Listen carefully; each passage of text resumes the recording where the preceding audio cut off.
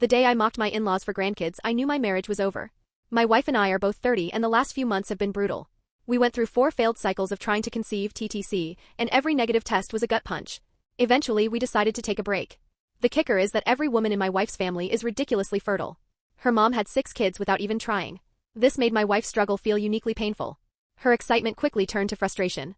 To make it worse, her parents were relentlessly pushy. I saw the family group chat, her mom spamming ovulation hacks and her dad actually texting, "Are you actually trying or are you just teasing us?" That crushed my wife and she started muting them. When my little sister got married and pregnant almost instantly, my wife slipped into bitterness. She'd say, "Of course she got pregnant on the first try. Must be nice being one of the chosen ones."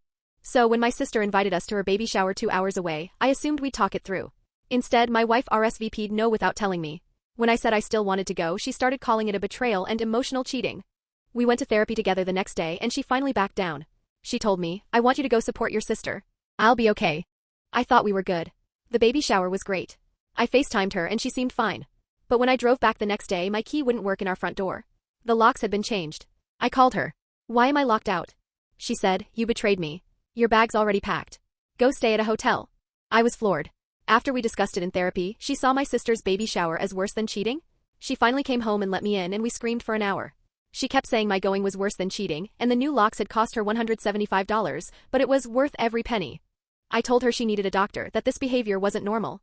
She told me flat out, "The grief probably won't change until you give me a baby." My wife has always been emotional but never like this. I told her I was scheduling my own therapy and didn't even want to share a bed. I suggested she stay with her mom while we figured things out. That's when her parents called, screaming. They called me cruel for abandoning her and started blaming me, saying I wasn't putting in enough effort. Then her dad said, "Maybe you're infertile." That was the absolute limit. All the resentment they'd been subtly building up for years exploded. I snapped. I said, "We are trying. I'm fing your daughter every night without protection in every style she likes. And I always finish inside her." Asterisk. I didn't stop there.